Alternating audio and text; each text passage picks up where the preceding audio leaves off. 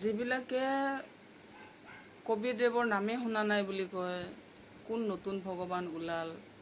আমিতো ইমান সৰুৰ পৰা জন্মৰ পৰা আমি কবিৰদেৱ ভগৱান হৈ বুলি আমি শুনা নাই। কোন কবিৰদেৱ এইটো নতুন ভগৱান ওলাল? আমাক নিশ্চয় বেলেগ ধৰ্মত ভৰাব আহিছে। যিবিলাক সেনেকুৱা মন্তব্য কৰিছে তেওঁলোকৰ কাৰণে আজি এই ভিডিঅ'টো মই আপলোড কৰিলোঁ। যে তেওঁলোকক মই এটাই কথা ক'ব বিচাৰিছোঁ যে যিবিলাকে কবিৰ পৰমাত্মাৰ নামেই শুনা নাই, আমি ব্ৰহ্মা বিষ্ণু মহেশ্বৰ শ্ৰীকৃষ্ণ শিৱ এইবিলাকৰে নাম শুনি আহিছোঁ ভগৱান বুলি। কবিৰদেৱ যে ভগৱান হয় আমি কোনোদিন শুনাও নাই, জানাও নাই। কোন নতুন ভগৱান ওলাল এইটো? আমাক বেলেগ ধৰ্মত ভৰাব আহিছে। যিবিলাকে এনেকুৱা ধৰণৰ মন্তব্য কৰে তেওঁলোকে হয়তো কোনোদিন আমাৰ যি যজুৰ্বেদ আছে, সামবেদ আছে, অথৰ্ববেদ আছে, ঋগ্বেদ আছে, এইকেইখন কোনোদিন খুলি খালি পঢ়া নাই। আৰু এই আমাৰ 4খন বেদক কোনোদিন শুদ্ধ মিনিঙৰে সৈতে সেই 4খন বেদক কোনোদিন অধ্যয়ন কৰা নাই। আৰু শ্ৰীমদ ভাগৱত গীতাখন শুদ্ধ মিনিঙেৰে সৈতে কোনোদিন অধ্যয়ন কৰা নাই। সেইবাবে তেওঁলোকে তেনেকুৱা মন্তব্য কৰিছে। কাৰণ বেদততো উল্লেখ আছে কবিৰ পৰমাত্মাৰ নাম, স্পষ্ট ৰূপত উল্লেখ আছে। তো বেদত ক'ত ক'ত কবিৰ পৰমাত্মাৰ নাম উল্লেখ আছে মই আজি পাঠ কৰি দিব বিচাৰিছোঁ। পৰমাত্মাৰ কি দয়া আছে। তো যিবিলাকে সেনেকুৱা শব্দ কৈ আছিলে, ইয়াৰ অৰ্থটো এইটোৱে বুজালে তেওঁলোকে এনেকুৱা কৈ পেলাই, কবিদেৱৰ নাম শুনা নাই বুলি কৈ পেলাই, তেওঁলোকে কোনোদিন নিজৰ স্বধৰ্ম 4খন বেদ, শ্ৰীমদ ভাগৱত গীতা শুদ্ধ মিনিঙৰ সৈতে কোনোদিন পঢ়া নাই। আৰু যিবিলাক ট্ৰেঞ্চলেশ্যন কৰা আছে 4খন বেদৰ আৰু শ্ৰীমদ ভাগৱত গীতাৰ, সেই ট্ৰেঞ্চলেশ্যনবিলাক শুদ্ধ হৈছেনে নাই নেটত মাৰি পেলাই ছানবিন কৰি কোনোদিন পঢ়া নাই। যিখিনি ট্ৰেঞ্চলেশ্যন কৰা আছে সেইখিনিকে পঢ়িছে কিছুমানে, হয়তো যিবিলাকে পঢ়িছে, কিন্তু সেই ট্ৰেঞ্চলেশ্যনখিনি শুদ্ধ হৈছেনে নাই নেটত মাৰি ছানবিন কৰি পৰীক্ষা নিৰীক্ষা কৰি পেলাই কোনোদিন পঢ়া নাই। মানে এইটোৱে বুজা গৈছে। অৰ্থাৎ মই এতিয়া বেদৰ মন্ত্ৰকেইটা পাঠ কৰি দিছোঁ, পৰমাত্মা কি দি আছে। চাব, ঋগ্বেদ মণ্ডল নম্বৰ 9, ঋগ্বেদ মণ্ডল নম্বৰ 9, সূক্ত 1 মন্ত্ৰ 9। ঋগ্বেদ আপোনালোকে শাস্ত্ৰৰ লগত মিলাইও চাব পাৰে। আৰু এই জ্ঞান গংগা কিতাপখন লৈ গৈ পেলাই আপোনালোকে পঢ়িলেও আপোনালোকে জানিব পাৰিব। এইখন মই জ্ঞান গংগাখনৰ পৰাই পাঠ কৰি দিছোঁ। চাব আপোনালোকে ঋগ্বেদ মণ্ডল নম্বৰ 9 সূক্ত 1 মন্ত্ৰ 9। আপোনালোকে ঋগ্বেদখন ওলাই লওক, ওলাই লৈ পেলাই এই মন্ত্ৰটোৰ লগত মিলাই চাওক। নিজা নিজাকৈ ওলাই লওক যদি আপোনালোকৰ সন্দেহ হয়। যদি সন্দেহ হয়, ঋগ্বেদ মণ্ডল নম্বৰ 9 সূক্ত 1 মন্ত্ৰ 9।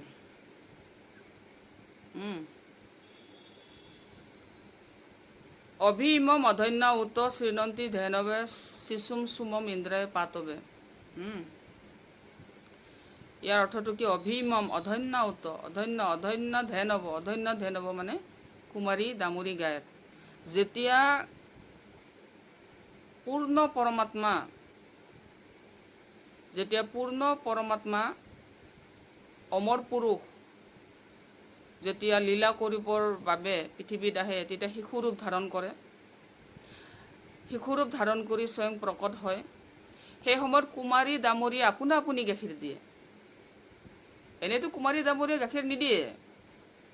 তেতিয়া মালিক আহিলে কুমাৰী দামৰীয়ে অট'মেটিকেলি গাখীৰ দিব আৰম্ভ কৰে। গাখীৰ দিয়ে যাৰ দ্বাৰা এই পূৰ্ণ পৰমাত্মা প্ৰভুৰ লালন পালন হয়। এই মিনিংটো অভি ইমম অধন্য উত, অধন্য ধেনবে মানে কুমাৰী দামৰী। শৃণন্তি মানে প্ৰতিপালন হয়, লালন পালন হয়, ডাঙৰ হেৰি হয়, লালন পালন হয়। শৃণন্তি অধন্য ধেনব মানে কুমাৰী দামৰী। শিশুম সুমম ইন্দ্ৰায় পাতবে। তো কুমাৰী পৰমাত্মা যেতিয়া পূৰ্ণ পৰমাত্মা পৃথিৱীত আহে, তেতিয়া কুমাৰী দামৰী আপোনা আপুনি গাখীৰ দিয়ে। আৰু এয়া আমাৰ বেদত উল্লেখ আছে। কোনটো বেদত উল্লেখ আছে? যেতিয়া অনন্ত ব্ৰহ্মাণ্ড ৰচয়িতা কবিৰ পৰমাত্মা যেতিয়া পৃথিৱীত আহে, তেতিয়া অধন্য ধেনুৱে তাৰমানে কি কৰে? আপোনা আপুনি গাখীৰ দিয়ে কুমাৰী দামৰীয়ে। যি নেকি কুমাৰী দামৰীয়ে গাখীৰ নিদিয়ে কিন্তু জেনেৰেলি। কিন্তু তেতিয়া কুমাৰী দামুৰীয়ে গাখীৰ দিয়ে। এইটোৰ দ্বাৰা প্ৰমাণ হয় কুমাৰী দামুৰীয়ে যেতিয়া নিজে নিজে গাখীৰ দিব আৰু সেই গাখীৰ খাই পেলাই যিটো শিশুৱে লালন পালন হ'ব, সেইটো এটা মানে এটা চিমটম হয় যে পৰমাত্মা হয় তেখেত। তো শিশুৰ ওপৰত প্ৰকট হয়। সুমম পূৰ্ণ পৰমাত্মা অমৰ প্ৰভু। ইন্দ্ৰায় মানে সুখ সুবিধাৰ বাবে, অৰ্থাৎ খোৱা বোৱাৰ দ্বাৰা শৰীৰৰ যি শ্ৰীবৃদ্ধি প্ৰাপ্ত হয় সেইখিনি তাৰমানে পাতৱে বৃদ্ধিৰ বাবে পূৰ্ণৰূপে অধন্যাধেনৱে, এইটোতো কৈছে কুমাৰী দামৰী। শ্ৰীনন্তী প্ৰতিপালন হয় তাৰমানে উত বিশেষকৈ ইমম এই শিশুৰ ওপৰত, শিশু মানে শিশুৰ ওপৰত। ইমম অধন্য উত শ্ৰীনন্তী ধ্যানৱে শিশুম সুময় ইন্দ্ৰায় পাতৱে। এইটো হ'ল ঋগ্বেদ মণ্ডল নম্বৰৰ সূক্ত 1 মন্ত্ৰ 9। তো কিমান সুন্দৰভাৱে দিছে, ভাৱাৰ্থ মই পঢ়ি দিছোঁ। পূৰ্ণ পৰমাত্মা অমৰ পুৰুষ যেতিয়া লীলা কৰিবৰ বাবে শিশু ৰূপ ধাৰণ কৰি স্বয়ং প্ৰকট হয়, সেই সময়ত কুমাৰী দামৰীয়ে আপুনি গাখীৰ দিয়ে, যাৰ দ্বাৰা পূৰ্ণ প্ৰভুৰ পালন পোষণ হয়। বুজি পাইছে? এইটো এটা লক্ষণ। সৃষ্টিকৰ্তা ৰচনহাৰ হয় দে নহয়, এইটো এটা একদম লক্ষণ হয় এইটো। বুজি পাইছে? আৰু চাব ঋগ্বেদ মণ্ডল নম্বৰ সূক্ত 96 মন্ত্ৰ 17। আপোনালোকে ঋগ্বেদখন ওলাই লওক। শিশম যজ্ঞানম হৰ্ষতম মৃজন্তি শুভন্তি বহিন মৰুত গণেন কবির गिरवी काव्य न कवि संत सुम पवित्र मत्यति रेवन। कितना सुंदर है, इतना सुंदर परमात्मा ने ट्रांसलेशन किया, इतना सुंदर समझाया है।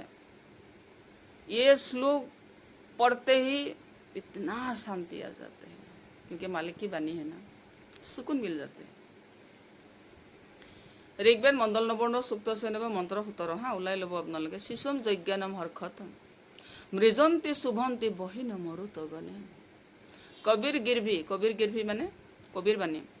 কাব্যনা মানে সকলোৱে জানে কবিতাৰ দ্বাৰা।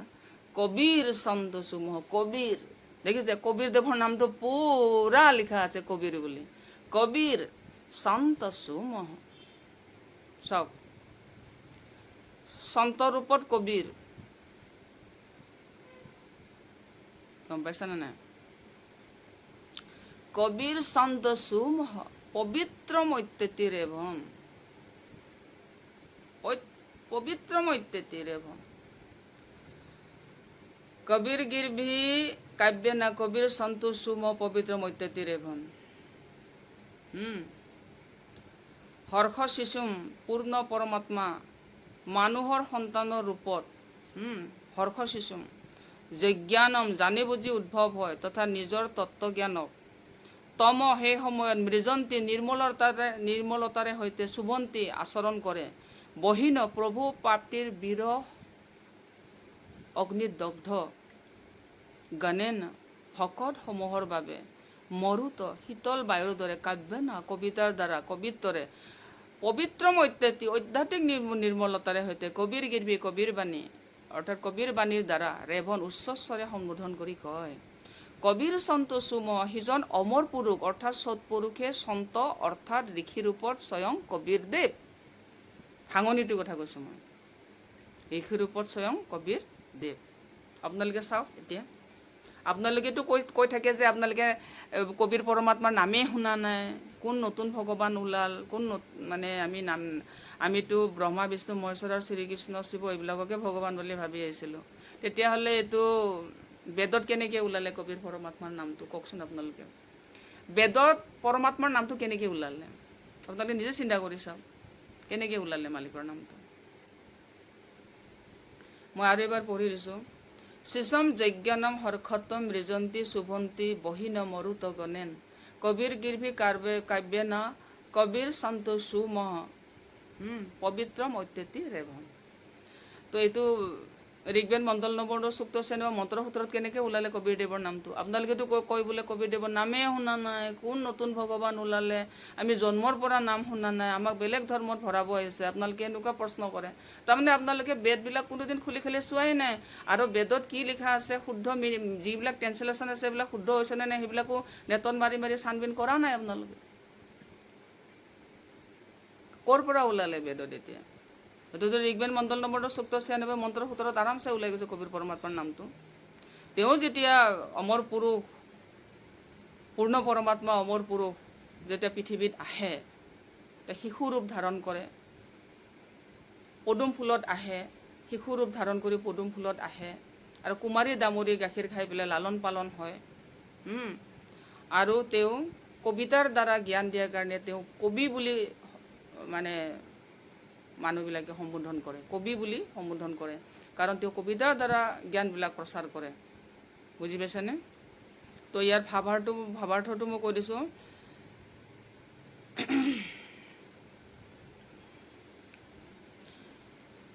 বেদ কওঁতা ব্ৰহ্মই কৈছে যে বিলক্ষণ মানুহৰ সন্তানৰ ওপৰত প্ৰকট হৈ পূৰ্ণ পৰমাত্মা কবিৰদেৱ নিজৰ বাস্তৱিক জ্ঞানক নিজৰ কবিৰ গিৰ্ভী অৰ্থাৎ কবিৰ বাণীৰ দ্বাৰা নিৰ্মল জ্ঞানৰ নিজৰ সংখ্যাত্মাবিলাকক অৰ্থাৎ পুণ্যাত্মা অনুগামীসকলক কবিৰ ৰূপত কবিতাৰ লোক উক্তিৰ জৰিয়তে সম্বোধন কৰি অৰ্থাৎ উচ্চাৰণ কৰি বৰ্ণনা কৰে।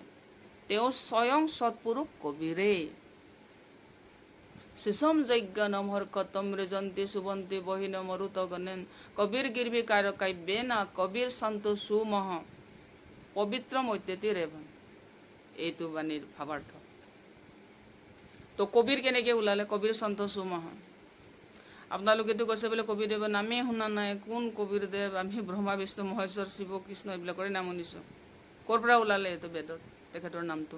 তেওঁ যেতিয়া পৃথিৱীত আহে, অনন্ত ব্ৰহ্মাণ্ড ৰচয়িতা যেতিয়া পৃথিৱীত আহে, কুমাৰী দামৰীৰ গাখীৰ খায়, পদুম ফুলত আহে, প্ৰকট হয়, হৈ পেলাই কুমাৰী দামৰীয়ে তেতিয়া আপোনা আপুনি গাখীৰ দিয়ে, নিজে নিজে গাখীৰ দিয়ে। এনেতো জেনেৰেলি কুমাৰী দামৰীয়ে গাখীৰ নিদিয়ে।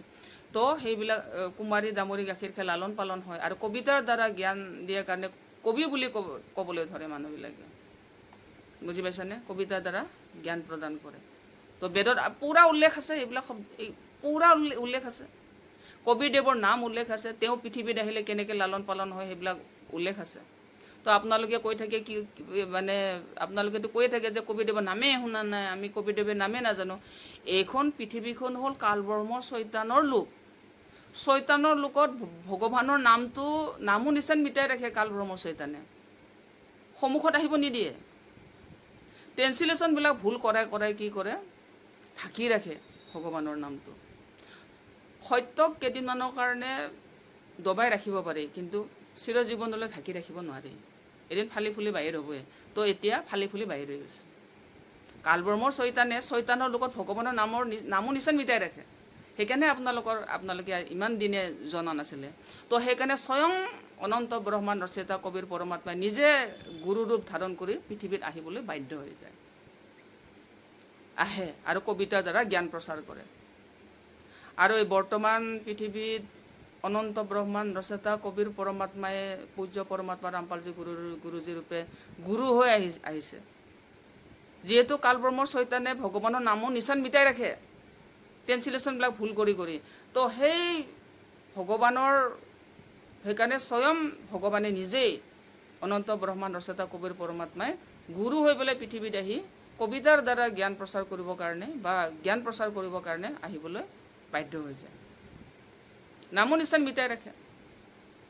যেতিয়ালৈকে ভগৱান প্ৰাপ্ত নহয়, কবিৰ পৰমাত্মা প্ৰাপ্ত নহয়, তত্ত্বদৰ্শী চনৰ যোগেদি প্ৰাপ্ত নহয়, তেতিয়ালৈকে অমৰ আত্মা সদায় বন্দী অৱস্থাতে থাকি যাব এই কালব্ৰহ্ম চৈতানৰ লোকৰ।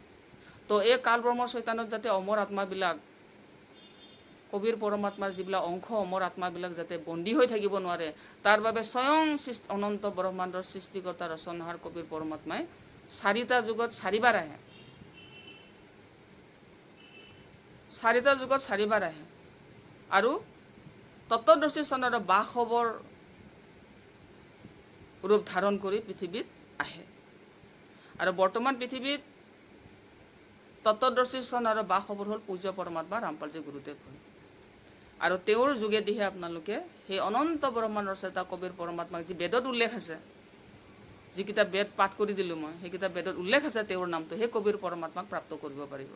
আৰু তেতিয়া আত্মাৰ বান্ধনটো খুলি আপোনালোকে বন্ধনমুক্ত অমৰ আত্মা হোৱাৰ লগে লগে অমৰ আত্মাৰ যেতিয়া বান্ধটো খুলি যায়, তেতিয়া কি হৈ যায়? জীৱ চৰাচী যোৱাৰ পৰা বাচি যায়, মৃত্যুৰ পৰা বাচি যায়। তাৰমানে কুকুৰ, গৰু, ছাগলী, গছ গছনিৰ ভিতৰত অমৰ আত্মা বন্দী হৈ পেলাই সোমাব লগা নহয়।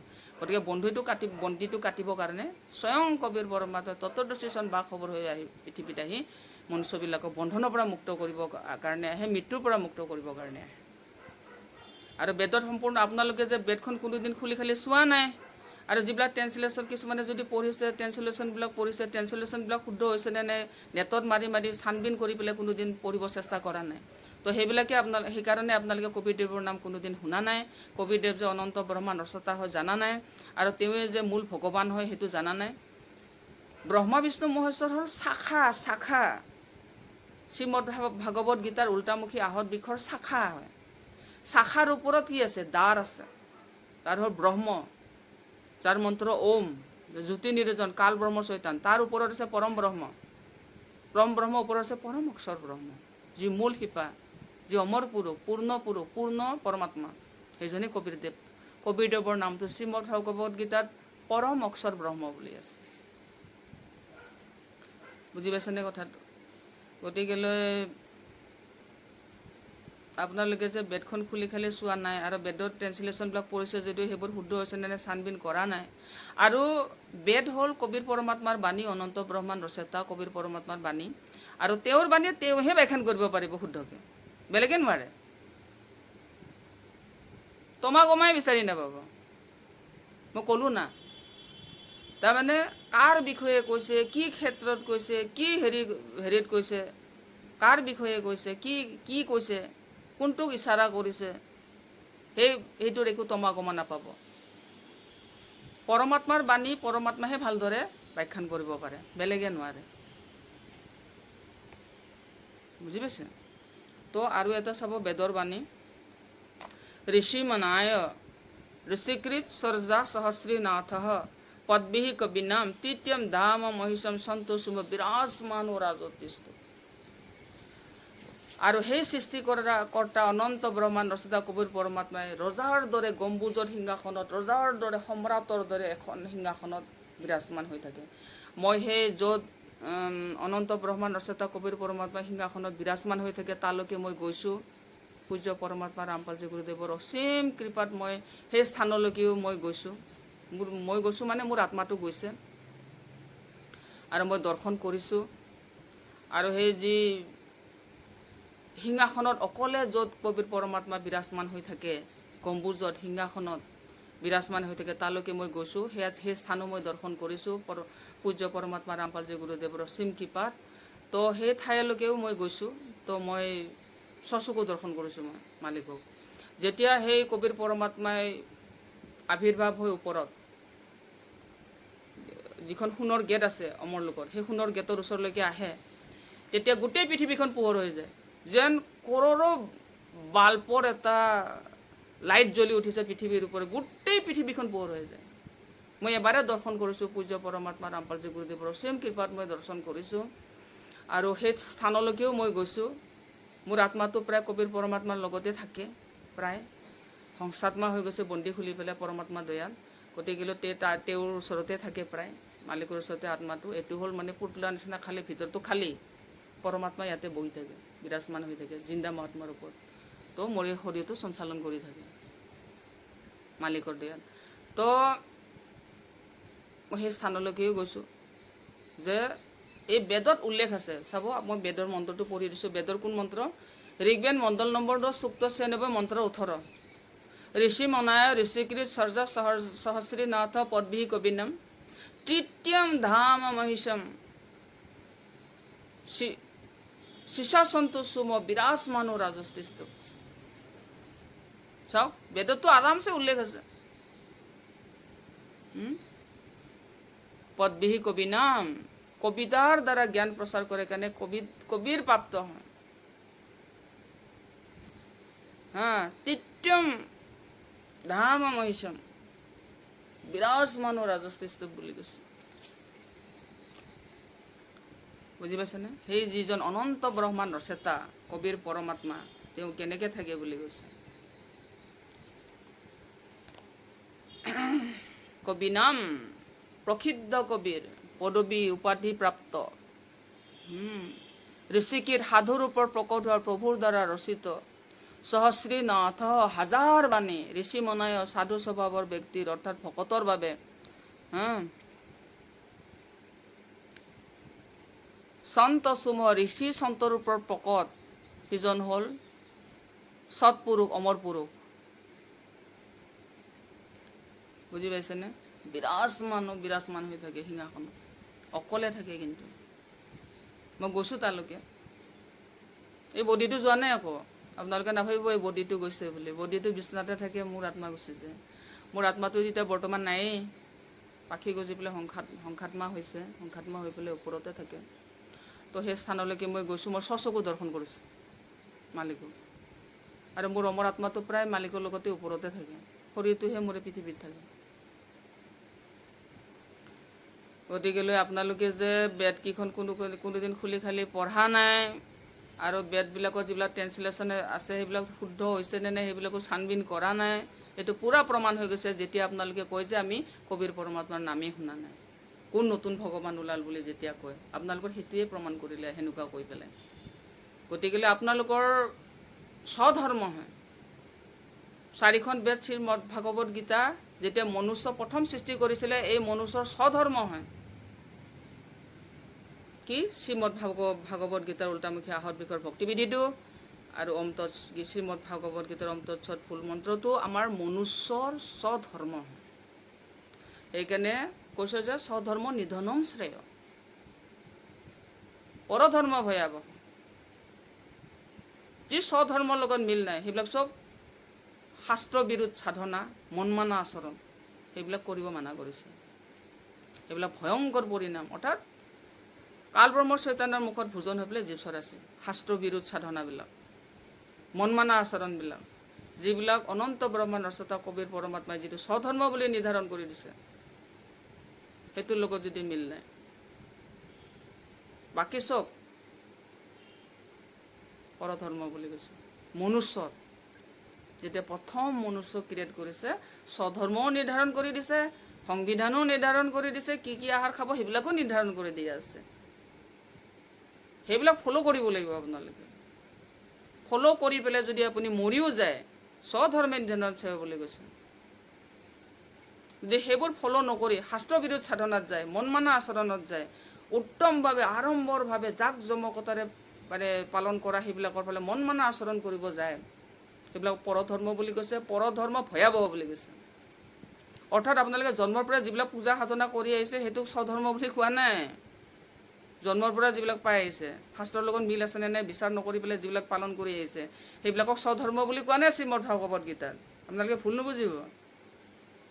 অনন্ত ব্ৰহ্মাণ্ড ৰচয়িতা কবিৰ পৰমাত্মাই বেদৰ দ্বাৰা যি প্ৰমাণ হৈছে অনন্ত ব্ৰহ্মাণ্ড ৰচয়িতা বুলি কবিৰ পৰমাত্মাই, তো সেই কবিৰ পৰমাত্মাই মনুষ্য প্ৰথম সৃষ্টি কৰোঁতে যিটো স্বধৰ্ম নিৰ্ধাৰণ কৰিছে সেইটো ফ'ল' কৰিব লাগিব আপোনালোকে। সেইটোতহে নিধনম শ্ৰেয় বুলি কৈছে।